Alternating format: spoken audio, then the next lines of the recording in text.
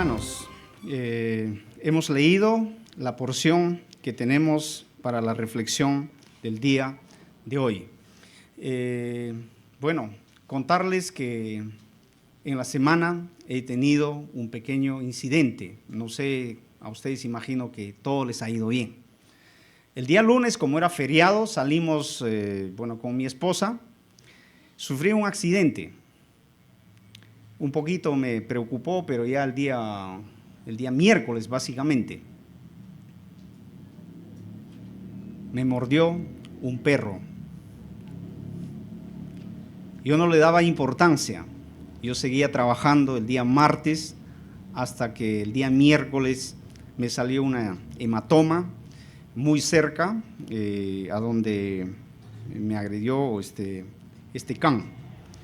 Entonces, eso me llamó la atención, ¿no? Claro, no es que tenga una herida, ¿no? Es un pequeño, es como haberte punzado con un lapicero, lápiz, algo así, ¿no? Felizmente no había una herida, pero la hematoma me llamó la atención. Entonces, escribí a algunos amigos que conocen de este tema. Y en otras ocasiones, estos amigos me decían: ¿sabe qué? Tómate Panadol, mira, échate esta crema, no sé qué. De lo que conocen, de lo que saben, ellos te dicen lo que debes hacer.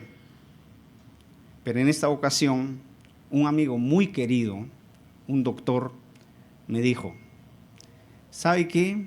Preséntete a un centro de salud, y ahí tienen los protocolos. Entonces yo dije, pero si todas las veces que yo le he preguntado, que yo le dije algo sobre tema de salud, incluso yo mandé una foto de la hematoma y todo eso, me dice: preséntate a un centro de salud.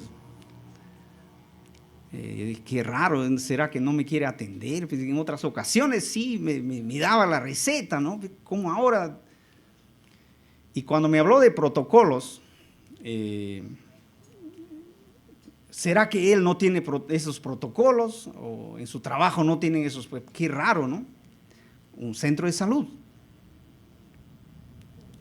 Y así me presenté al trabajo. Mientras esperaba la respuesta y todo eso, ya tenía que estar en el trabajo, ¿no? Pero no es que tampoco tenía dolor, alguna molestia, ¿no? Y se enteró también otro amigo que también trabaja o tiene este oficio, médico. Él le dijo a mi compañera de trabajo: llévale por emergencia, no vaya a convulsionar, no vaya a tener fiebre, llévale a un centro de salud.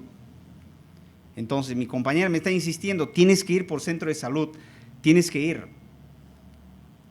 Y bueno, estoy en el trabajo, pero yo estoy tranquilo, ¿no? Estoy bien, pero ¿por qué la gente se alarma? Yo por lo menos pienso de que tendría que estar tan mal, tan grave, para yo tocar un centro de salud, ¿no?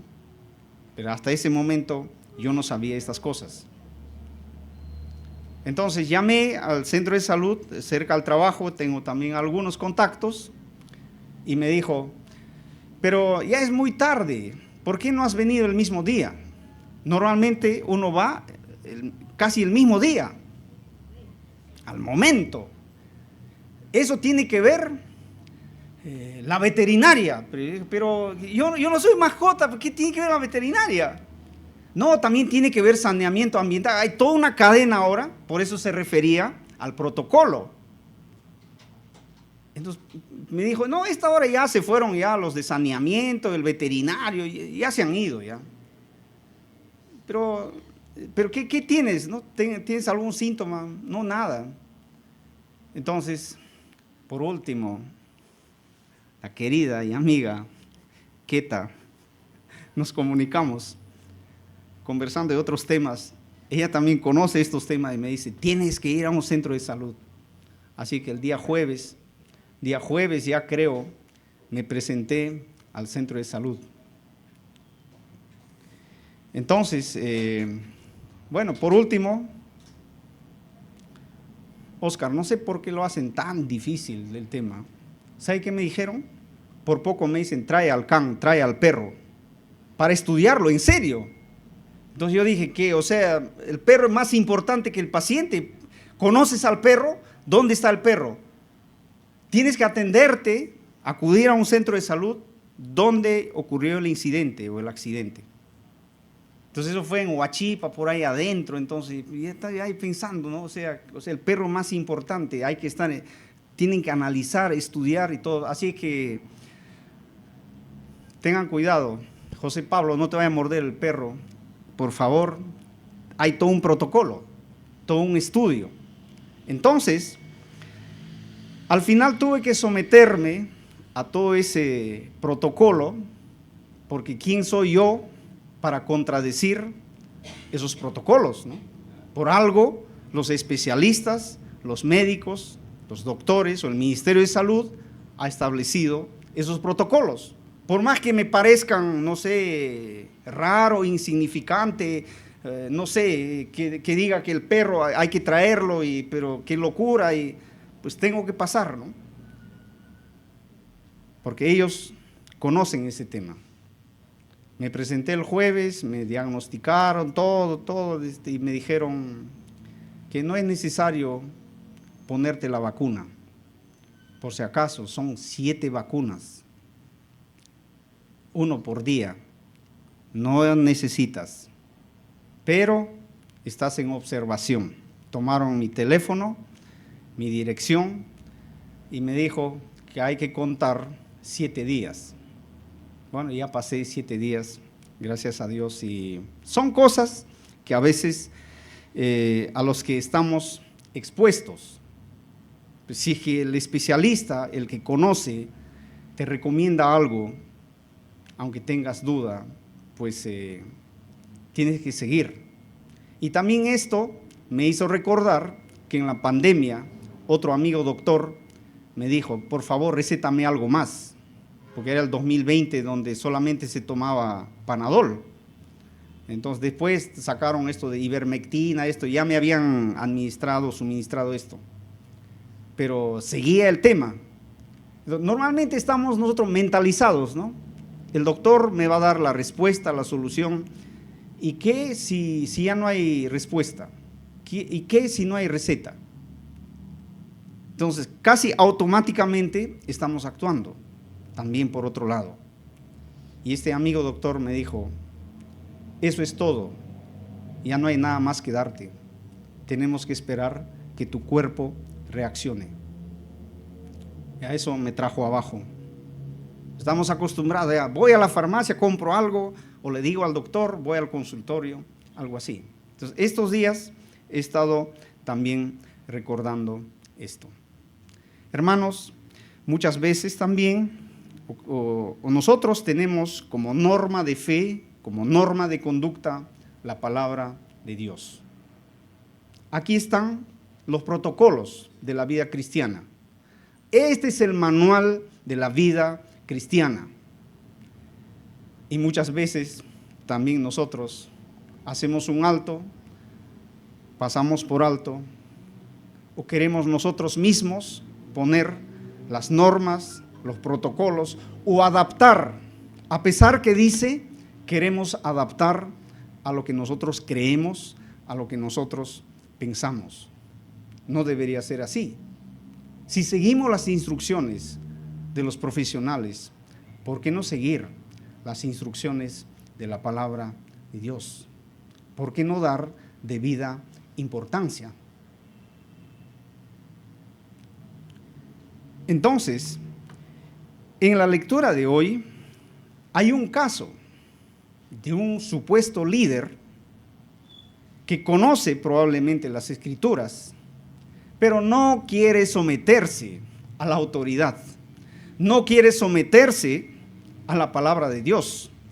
Más bien él dicta cosas para lo que se debería hacer.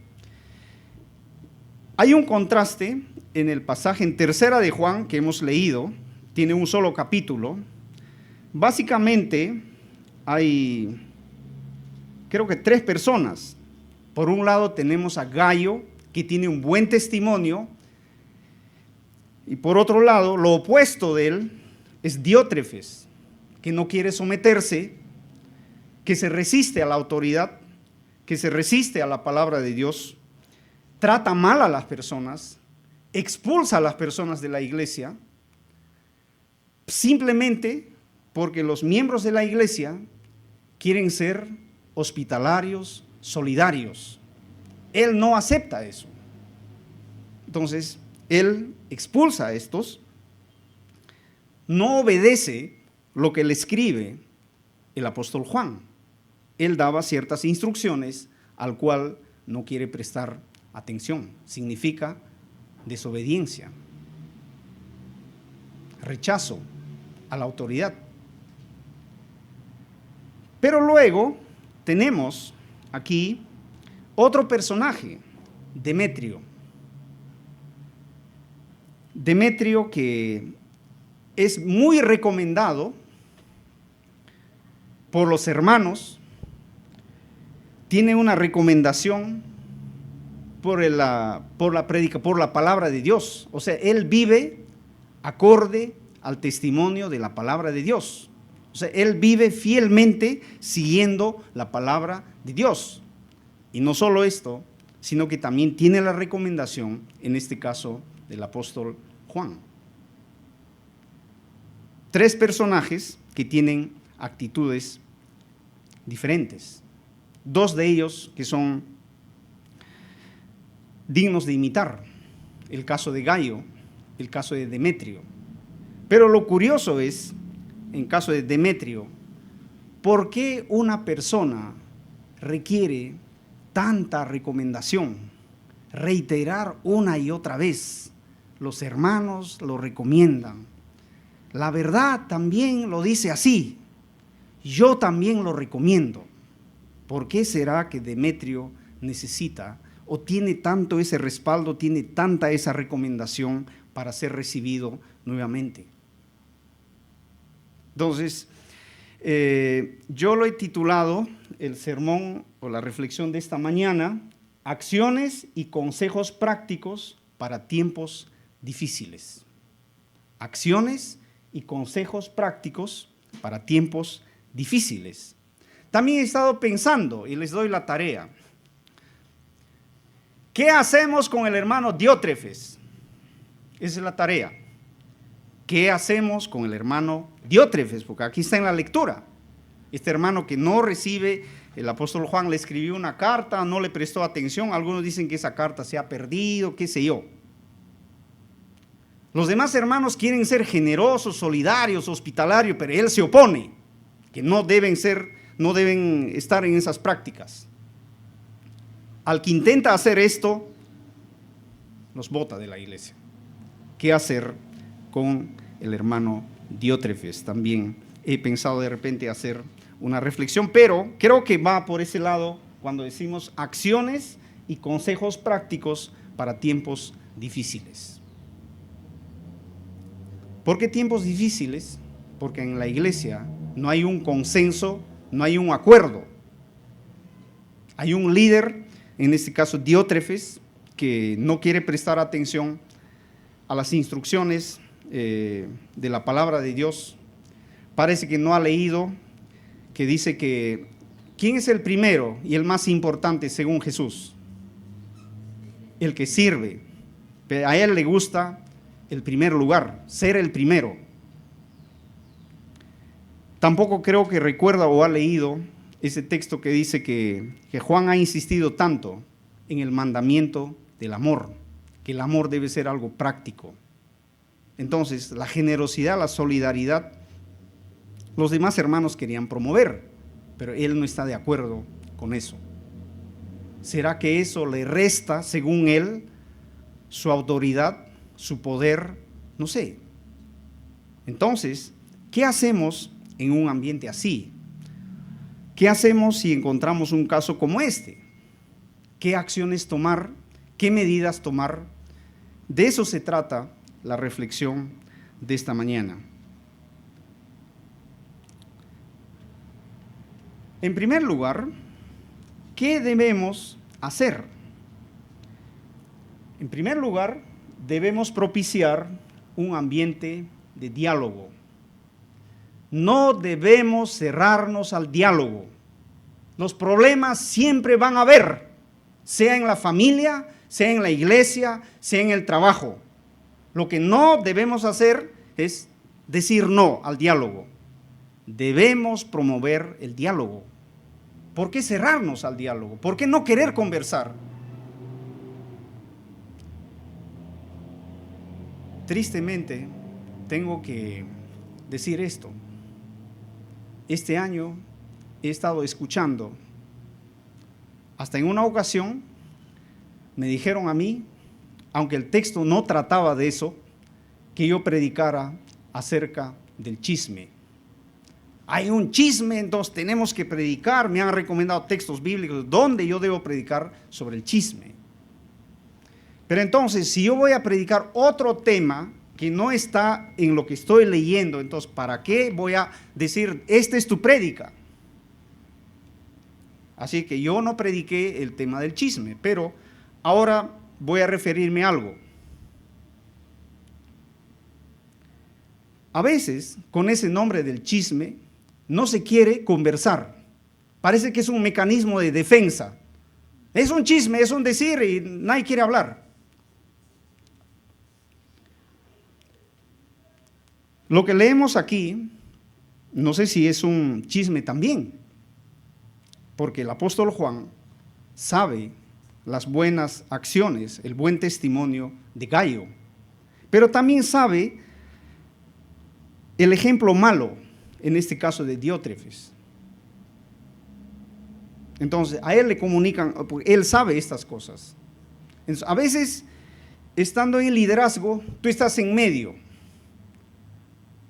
Entonces, la gente quiere comunicarte lo que ellos sienten, lo que ellos piensan, lo que ellos ven.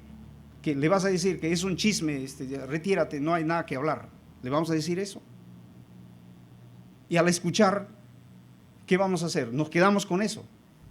Entonces, el liderazgo está en medio. Por un lado, las personas se acercan. ¿Qué hacer? ¿Qué acciones tomar? Me siento así, necesito una oración, necesito que me visites. Esto estoy pensando. Entonces, no debemos cerrarnos al diálogo. Y eso es lo que hace aquí el apóstol Juan. Verso 9 en adelante. Yo he escrito a la iglesia, pero Diótrefes, al cual le gusta tener el primer lugar entre ellos, no nos recibe.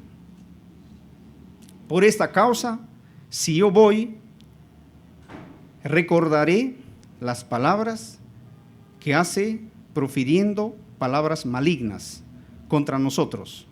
Y no, contento con estas cosas, no recibe a los hermanos y a los que quieren recibirlos, se los prohíbe y los expulsa de la iglesia. ¿Qué dice Juan? Hay un hermano que no sigue las instrucciones, no sigue la palabra de Dios. Hay un hermano que está tratando mal a los demás, a los que quieren ser generosos, a los que quieren ser hospitalarios, los trata mal. En medio de eso, a pesar de eso, Gayo, corriendo el riesgo, él sí fue hospitalario.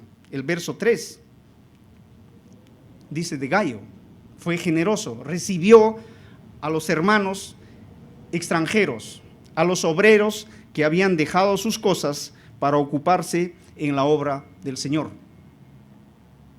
Entonces, ¿qué hacer? Juan dice aquí, ¿qué se debe hacer? Juan no lo está expulsando. El apóstol Juan no lo está cerrando la iglesia. Voy a ir y voy a conversar, voy a hacer recordar las cosas que él dijo. Tampoco lo está condenando, tampoco lo está calificando, tampoco lo está juzgando. Y a veces eso pasa en nuestra cultura. En vez de conversar, le ponemos una etiqueta, le ponemos un nombre. Ah, no, eso es carismático. Ah, no, eso es hereje. Ah, no, esto es qué sé yo. Sin acercarnos, sin conversar con la persona, ponemos una etiqueta, ponemos un sobrenombre. Y esto sí es chisme, que voy a decir. Y cuando nos dicen, ¿se dijo o no se dijo eso? Queremos suavizar. No, eso lo sacaron del contexto, eso no fue dicho así. Creo que no era de esa forma. O sea, estamos actuando, perdonen hermanos, como si fuéramos esos políticos. Dijeron algo, declararon algo. No, ese le sacaron del contexto. ¿Acaso dijo eso? Quieren explicar ellos. Interpretación auténtica quieren dar lo que dijeron las autoridades. Si hacemos eso, ¿acaso nosotros mismos no estamos promoviendo estas cosas que no edifican a la iglesia? En vez de eso, acerquémonos, hermanos. Por si acaso, el domingo pasado, el presbítero Jorge ya anunció algunas cosas. Hermanos, yo no voy a irme. Yo voy a estar cerca. Yo voy a estar cerca. Dios mediante, voy a estar cerca. A mí me gusta el diálogo. A mí me gusta la conversación. Conversar, agotar todo el esfuerzo en el diálogo, en la conversación. Antes de tomar una decisión, antes de decir por el teléfono, no, esto ya sucedió, esto ya es así. Eso es lo que nosotros en estos tiempos estamos viendo. A veces por el chat estamos diciendo si pasó algo, nos estamos enterando por el WhatsApp, por otros medios, las redes sociales. ¿Por qué no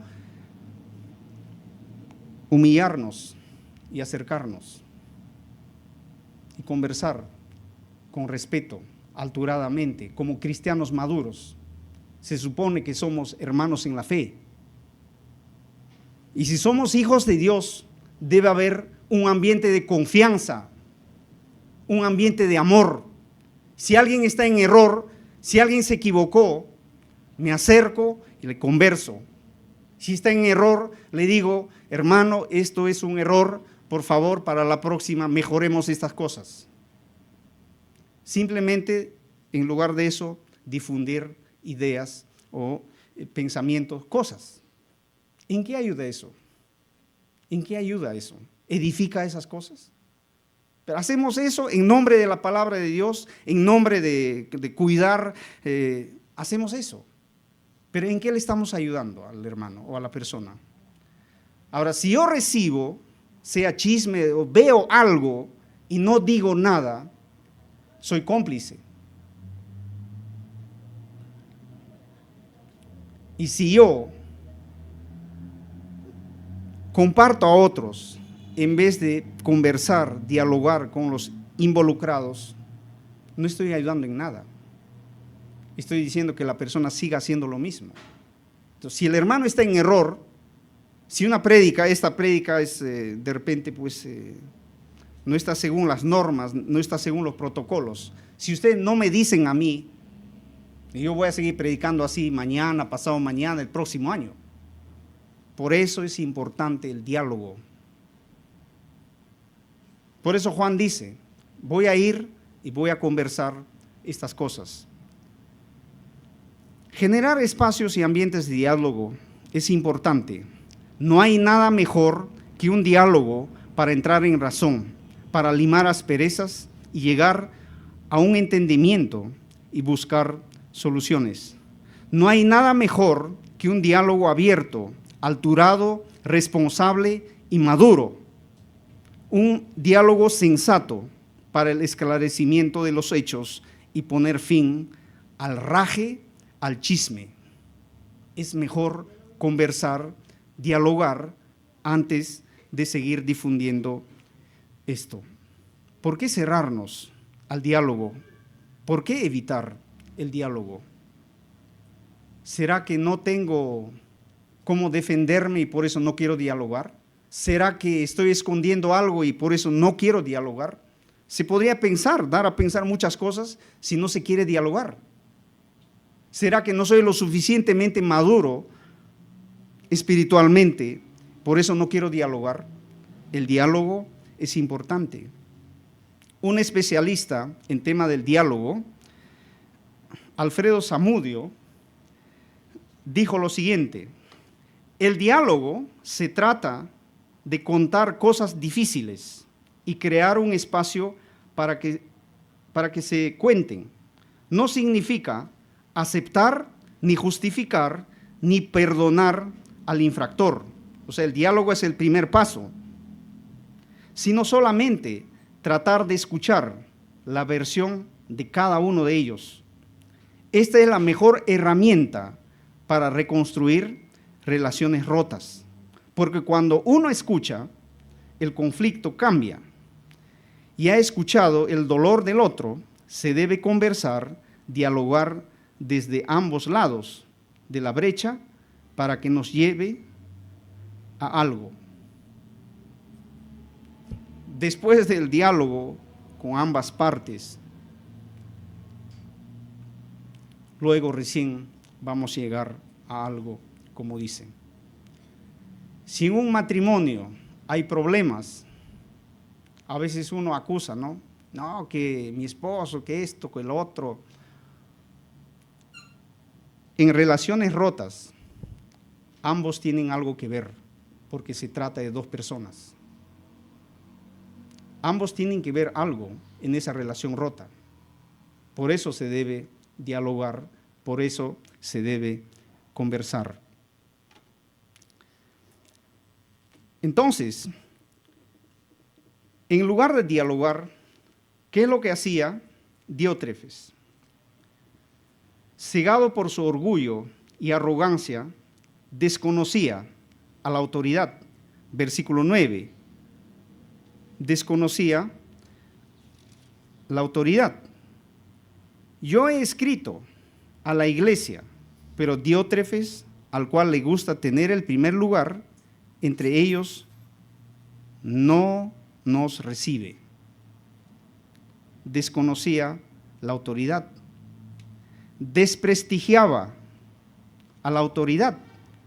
Hablaba mal en su ausencia. Ese es un delito. Hablar mal cuando la persona no está presente. Diótrefes hablaba mal, desprestigiaba, en este caso a Juan, el apóstol, y a sus colaboradores. Dice el texto aquí, por esta causa, si yo voy, recordaré las obras que hace profiriendo palabras. Otra versión dice parloteando. Proferir cosas o parlotear, o sea, él lo hacía sistemáticamente, continuamente, porque ese gerundio presente o el participio presente dice eso. Una y otra vez hablaba mal, desprestigiaba a espaldas de la autoridad apostólica en este caso. Hacía acusaciones sin fundamento. Se negaba a obedecer porque no recibía a los hermanos o a los obreros que en este caso requerían atención, requerían hospitalidad. Prohíbe a las personas hacer algo bueno, algo positivo, y los expulsa finalmente de la iglesia a los que insistían o a los que intentaban ayudar a los necesitados, a los hermanos obreros en este caso. Entonces, prácticamente Diótrefes es el dueño de la iglesia, es el papa, no hay otra autoridad. Por eso es que él utiliza su posición, su cargo, para cuidar su puesto, no permite a otra autoridad, no permite otra instrucción, no permite que otros sean generosos, sean solidarios. Recordemos que la iglesia es del Señor, no es del pastor, no es del consistorio, no es de nadie. La iglesia es del Señor, nosotros solamente somos colaboradores. Algunos ejemplos, ¿no? ¿Por qué poner calificativos? ¿O por qué poner etiquetas antes de dialogar? ¿Por qué castigar? ¿Por qué amonestar antes del diálogo? Nuestro Dios, en el principio, Génesis capítulo 3, cuando Adán y Eva comieron el fruto prohibido, Les puso una etiqueta, desobedientes. ¿Así fue? ¿No les buscó él? ¿No les llamó? ¿Acaso has comido el fruto prohibido? ¿Acaso él no empezó el diálogo? ¿Y por qué nosotros no hacer lo mismo? ¿Por qué nosotros, en lugar de hacer esto, no sé, hablar entre nosotros o qué sé yo, o cerrarnos al diálogo? José y sus hermanos en Génesis 45, ustedes saben la historia. A José le vendieron sus hermanos. Pasaron años. José prácticamente era como el segundo faraón en Egipto. Sus hermanos fueron a comprar provisiones. Él los reconoció, pero él no utilizó su poder, él no utilizó su autoridad para tratarlos mal. Al final, él tuvo que darse a conocer quién era. Yo soy su hermano José, mi padre vive. El diálogo es importante. En el Sermón del Monte, nuestro Señor Jesucristo, en Mateo 5, 27 y 28, antes que te lleven a la autoridad, al juez, ponte de acuerdo con tu hermano. No vaya a ser que luego te castiguen. Jesús promoviendo el diálogo. Y por último, Mateo 18, 15, también Jesús enseñó sobre esto. Si tú tienes algo contra tu hermano, entonces anda, habla personalmente con tu hermano. Y si no te hace caso, lleva 1 o 2 testigos, hablen con ellos más. Y si no hace caso, entonces dile a la iglesia. Ese es el paso, el procedimiento cuando hay situaciones difíciles, cuando hay problemas en el matrimonio, en la vida cristiana. El diálogo es importante. Siguiente, en vista de este problema, en vista de que hay una persona, en este caso Diótrefes, trata mal a las personas, no permite la hospitalidad, la generosidad, es un mal referente, es un mal ejemplo. Entonces, en el verso 11, en este caso a Gayo, Juan le dice lo siguiente: amado, no imites lo malo, sino lo bueno. El que hace lo bueno es de Dios, pero el que hace lo malo no ha visto a Dios. ¿A qué nos ha llamado el Señor? A evitar ejemplos malos. ¿Por qué imitar ejemplos malos? El Señor nos ha llamado a imitar buenos ejemplos. La generosidad es una buena acción. Dios fue generoso. Tenemos que ser generosos. La misericordia es una buena acción. El Señor nos trata con misericordia. Debemos ser misericordiosos.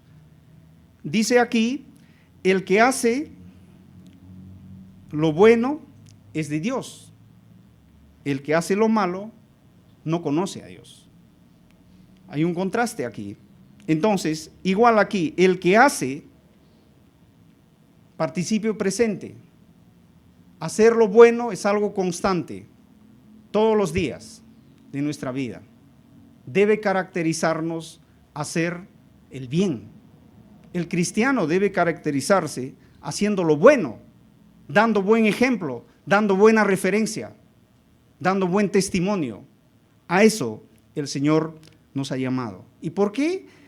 El que hace lo bueno es de Dios, porque Dios es bueno. ¿Ustedes creen que Dios es bueno? Dios es bueno. Dios es bondadoso. Por eso, el Señor nos ha llamado a proyectar la bondad de Dios. Entonces, si Dios es compasivo, debemos ser compasivos. Si Dios es misericordioso, pues seamos misericordiosos. Si Dios es bueno, pues practiquemos la bondad. Que la bondad nos caracterice, que la bondad se refleje en nuestra vida, en cosas prácticas. Debido a esto debemos evitar malos ejemplos, porque el que hace lo bueno es de Dios, pero el que hace lo malo no ha visto a Dios.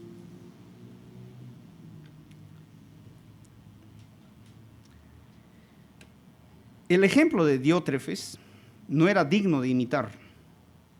En medio de la crisis, en medio de los problemas, el cristiano está llamado a marcar la diferencia, tomar distancia de lo malo, de lo destructivo, de lo dañino, mostrar su propia convicción, articular su fe, no repetir por repetir las cosas, tener personalidad propia. Yo creo que este gráfico o esta imagen refleja algo. Entonces, normalmente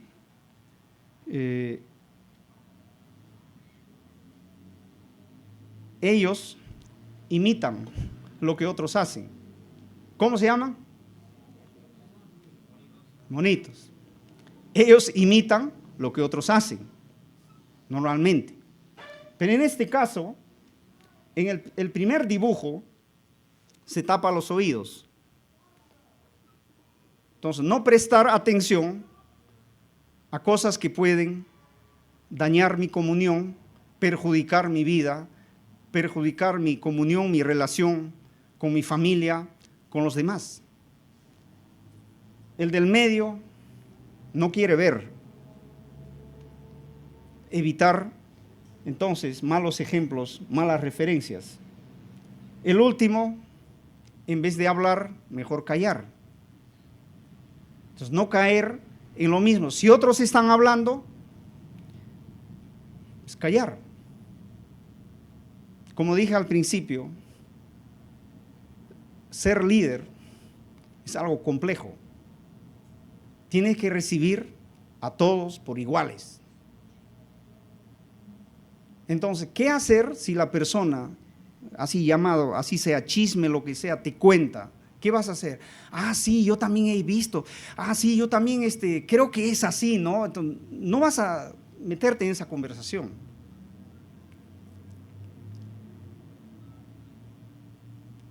¿Qué hice yo?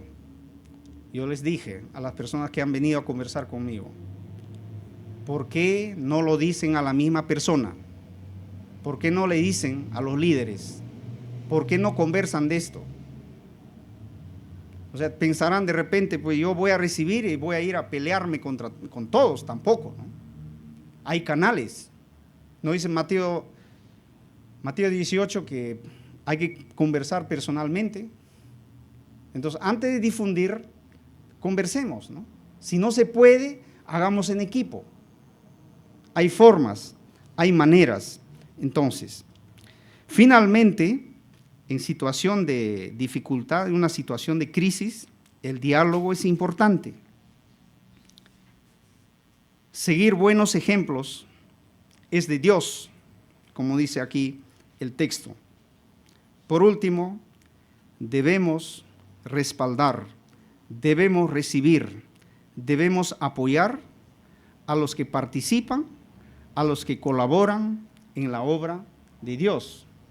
Debemos respaldar, debemos apoyar, debemos dar cobertura a aquellos que están participando en la obra de Dios, a aquellos que están colaborando en la obra de Dios. Hermanos, no debemos dejarle solo al obrero, no debemos dejarle solo a la persona que de repente ya está desanimada, la persona ya no quiere venir. No debemos dejarle solo. Tenemos la tarea de apoyar, de ayudar, de acompañar. Tenemos la tarea de restaurar a la persona. En este caso, el verso 12, como dije, hay una triple recomendación respecto a Demetrio. Verso 12. Todos dan buen testimonio de Demetrio. Todos hablan bien de él. La pregunta, ¿y qué dirán de nosotros? En casa, nuestros hijos, ¿qué dirán de nosotros? en la iglesia, ¿qué dirán de nosotros? En el trabajo, en la universidad, en el colegio, ¿cómo nos conocen? ¿Cómo te conocen a ti?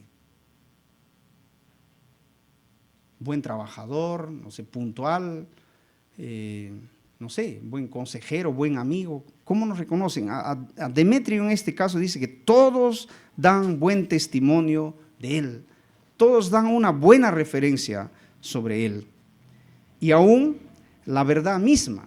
O sea, vive acorde a la palabra de Dios. Su vida está acorde a la palabra de Dios. Y también nosotros damos testimonio. O sea, el apóstol Juan y sus colaboradores también dan buena referencia, buen testimonio acerca de él. Inicialmente pregunté, ¿por qué será que le recomiendan tanto a este hermano Demetrio? ¿Será el hermano muy débil, muy frágil? ¿Será un hermano que tal vez tuvo un problema y ahora le están recomendando? ¿Será que Diótrefes no le va a recibir? Porque recuerden que él está en contacto con el apóstol Juan. Probablemente él haya llevado esta carta, lo que dice el verso 12. Probablemente Demetrio era el portador de esta carta, porque el apóstol Juan recomienda una y otra vez para que él sea recibido. Recuerden que Diótrefes no quiere recibir personas extrañas, así sean obreros, no quiere recibir. Tampoco quiere que sean solidarios, sean generosos. ¿Creen que le va a recibir a Demetrio? Entonces Juan se está anticipando a eso. Por eso está recomendando una y otra vez. Posiblemente él no va a ser recibido por Diótrefes en la iglesia. Entonces a Gayo le dice, reciban a él, damos buen testimonio. Todos hablan de él, todos dan buena referencia. Él vive según la enseñanza, según la palabra de Dios. Nosotros damos fe, nosotros damos testimonio de esto. Algunos piensan que Demetrio era el platero que fabricaba de la diosa Diana en Hechos 19, fabricaba pequeños ídolos, ¿no? Unos recuerditos, unas cositas de la diosa Diana, que era, como decían ellos, la madre de los efesios. Recuerden que el apóstol Juan hizo su ministerio justamente en esa región de Asia, donde está Éfeso, alrededores, él ha hecho un ministerio. Algunos piensan que probablemente este Demetrio era el platero de Hechos 19, que convocó a otros artesanos como él, diciendo, ¿no? ¿Saben qué? Nuestro trabajo está mal a causa de Pablo y otros que están predicando el evangelio, que están diciendo que Diana no es Dios, que hay un solo Dios. Entonces, si se sigue difundiendo este mensaje, vamos a quedarnos sin trabajo, nuestra riqueza, nuestro dinero está en juego, debemos hacer algo. Se juntaron todos los artesanos, hicieron un alboroto, quisieron tomar justicia por las manos. Las autoridades le impidieron. Entonces, algunos piensan que sea este Demetrio a quien Juan recomienda tanto, sea ese Demetrio de Hechos 19, que ahora se ha convertido, anteriormente era un idólatra, promovía la idolatría, que ahora es cristiano. Entonces, para dar fe, él recomienda una y otra vez que su cristianismo, que su conversión es algo genuino, es algo verdadero. Por eso todos hablan bien de él. La verdad también dice así, yo también recomiendo. Puede ser, pero no podemos asegurar eso. Pero lo cierto es que Demetrio tenía buen testimonio. Por eso recomienda el apóstol Juan recibirle a él, recomienda una y otra vez. Todos dan buen testimonio de Demetrio y aún la verdad misma, y también nosotros damos testimonio, y vosotros sabéis que nuestro testimonio es verdadero. Yo tenía muchas cosas que escribirte, pero no quiero escribírtelas con tinta y pluma, porque espero verte en breve y hablaremos cara a cara. Otra vez, cuán importante es hablar cara a cara. Cuán importante es hablar presencialmente, mirándonos los ojos. Cuán importante es el diálogo, la conversación. Presencialmente es importante. Por el teléfono, hablando, uno puede malinterpretar las cosas. Si uno escribe en las redes sociales, también se presta a interpretaciones, porque el que escribió ya no está para que le preguntes, o le preguntas y otra cosa, ¿no? Mejor es hablar presencialmente, ¿no? Yo puedo escribirte, tengo otras cosas que escribirte, no te las escribo porque mejor hablemos cara a cara. Yo voy a hablar contigo cuando vaya. La importancia de dialogar, de hablar de manera presencial. Finalmente, es posible que hayan personas que dicen conocer a Dios. Es posible que hayan personas que dicen ser cristianas, que están cantando, están alabando al Señor, que estén tratando de servir a Dios, pero por sus obras están diciendo que no conocen a Dios. Es posible que hayan personas que se llamen hijos de Dios, que se consideran cristianas, pero sus obras dicen lo contrario. Es triste esto. Ser cristianos de nombre, pero con nuestras obras, con nuestros hechos, estamos diciendo que no conocemos a Dios, como dice aquí la Escritura. El que hace lo bueno es de Dios, el que hace lo malo no conoce a Dios. Es posible que tengamos nombre de cristiano, es posible que nos llamemos hijos de Dios, pero tal vez con nuestras obras, con nuestras acciones, con nuestro trato, estamos diciendo que no conocemos a Dios, porque eso dice aquí el texto. Ahora, yo no puedo decir, porque yo no tengo esa facultad, quién sí, quién no. Tampoco ustedes. El que conoce el corazón, el que conoce lo profundo de nuestro ser, sabe eso. Pero posiblemente nosotros también sabemos algo de eso, porque nosotros somos conscientes de nuestros actos. Mi esposa muchas veces me dice, ¿quién tiene la mejor versión de uno, el mejor testimonio de uno? Los hijos, la familia. Ellos te conocen mejor que cualquiera de los que estamos aquí. Aquí podemos nosotros mostrar una imagen, pero quienes nos conocen mejor son las personas cercanas a nosotros. Entonces, es tiempo que recapacitemos en esto. A veces me da mucha pena, hermanos. Tantas veces hemos predicado, tantas veces hemos leído a lo largo de este año en el libro de Zacarías acerca de la ira de Dios, acerca del juicio de Dios. Tantas veces hemos predicado, hemos leído todos, pero pareciera que no le prestamos atención, pareciera que eso no ha quedado en nosotros. Como dije en la oración, la economía de la iglesia es el reflejo de nuestro testimonio. ¿Somos fieles o no somos fieles aún en el dar? Aún eso es fiel reflejo de cómo estamos nosotros. Hemos leído tantas veces de la ira de Dios, del juicio de Dios, y si nosotros persistimos en la desobediencia, si nosotros persistimos en lugar de seguir el protocolo del doctor, yo me hago mi propio protocolo, en lugar de seguir lo que dice la palabra de Dios, el manual de la vida, yo adapto a mi forma de ver, a mi forma de pensar, a mi disponibilidad de tiempo. Entonces estoy siendo infiel con el Señor.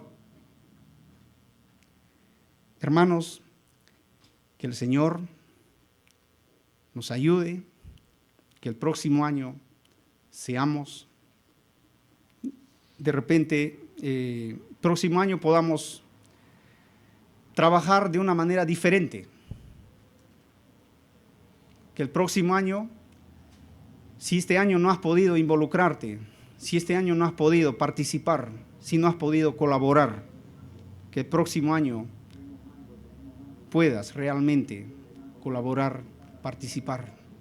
Hermanos, tu iglesia te necesita. Esta es tu iglesia. El Señor te ha puesto aquí.